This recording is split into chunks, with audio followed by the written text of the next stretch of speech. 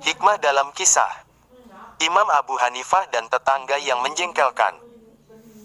Imam Abu Hanifah merupakan salah satu mujtahid mutlak dan pendiri mazhab Hanafi, salah satu mazhab fikih yang diakui kredibilitas dan validitasnya hingga kini.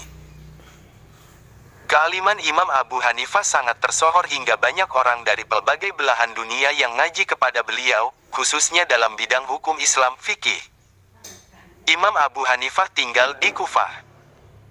Konon, seperti dikisahkan Ibnu Halikan, beliau memiliki tetangga yang berprofesi sebagai tukang sepatu. Ia bekerja mulai pagi hingga sore hari. Ketika malam menghampiri, ia pulang ke rumah dengan membawa daging atau ikan. Biasanya, ia akan memasak atau memanggangnya. Kemudian ia akan minum sampai mabuk dan ia akan bersenandung. أضاعوني وأي فتى أضاعوا ليوم كريهة وسداد ثار. Syair tersebut merupakan syair melankolis, seakan-akan tidak ada orang yang peduli kepadanya. Dia akan terus minum dan menyanyikan syair di atas hingga ia tertidur.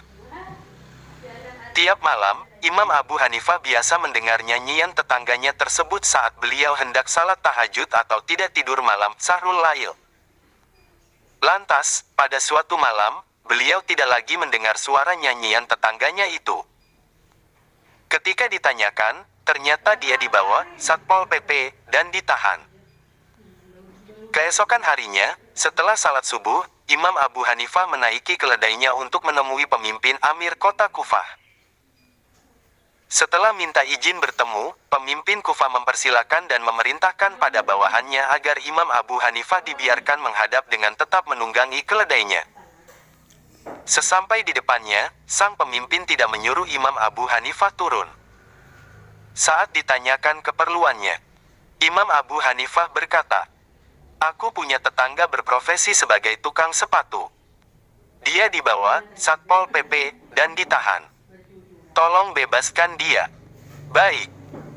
Dan akan aku bebaskan juga orang-orang yang ditangkap bersamaan dengannya," jawab sang pemimpin. Lalu, Imam Abu Hanifah pulang menaiki keledainya dan tetangganya tadi mengikuti dari belakang. Setelah sampai rumah, Imam Abu Hanifah bertanya pada tukang sepatu tadi, "Apakah aku tidak peduli padamu?" Petik 2 titik. "Tidak," jawab si tukang sepatu, "Anda sangat peduli dan menjagaku. Semoga Allah membalas kebaikan Anda yang tetap menghormati tetangga dan menjaga hak-haknya." Akhirnya, tukang sepatu tadi bertobat dan tidak pernah mabuk-mabukan lagi. Sekarang, pelajaran apa yang dapat kita petik dari kisah di atas? Pertama, kita tetap harus memuliakan tetangga tanpa melihat profesi dan apa yang dilakukannya. Karena perintah memuliakan tetangga dan menjaga hak-haknya bersifat mutlak, tidak ada kriteria khusus. Kedua, kita tidak berhak merendahkan, menghina, atau memusuhi orang lain yang melakukan kemaksiatan dan dosa, misalnya sekonyong-konyong dicap sebagai ahli neraka. Jangan. Sebaliknya, tanggung jawab kita adalah menasehatinya dengan cara yang baik dan persuasif.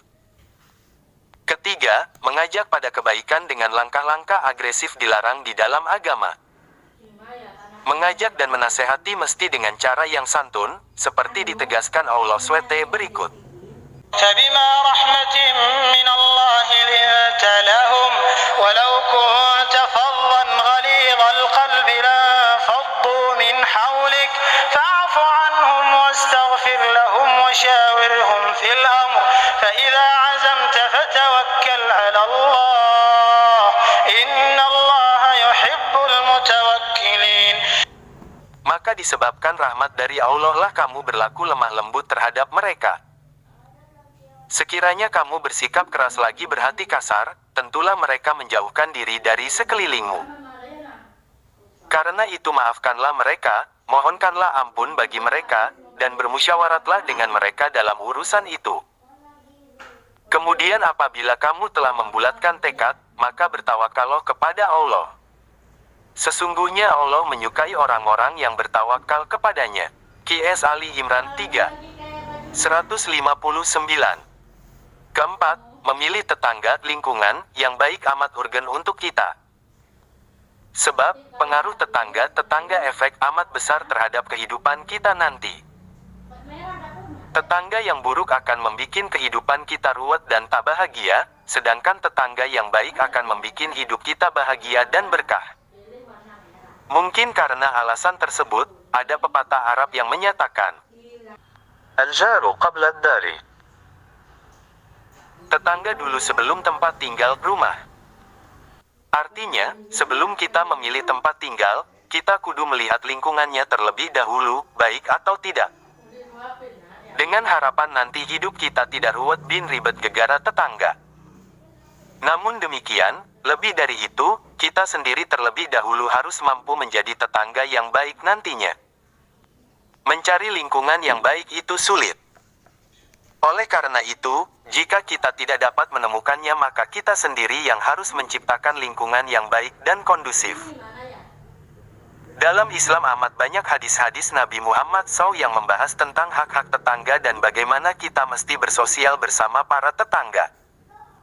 Nabi Muhammad SAW sendiri juga telah memberikan teladan.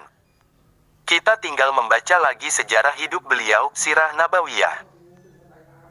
Dari banyaknya nas-nas syariat yang menyinggung tentang hak-hak tetangga menunjukkan bahwa bertetangga merupakan suatu yang amat urgen dalam pandangan agama, bahwa lingkungan mempunyai andil dan pengaruh besar dalam kehidupan kita. Seperti cerita di atas, betapa beruntungnya jika kita memiliki tetangga seperti Imam Abu Hanifah. Pun, betapa beruntungnya tetangga kita jika kita dapat meneladani Imam Abu Hanifah dalam menjaga hak-hak tetangga.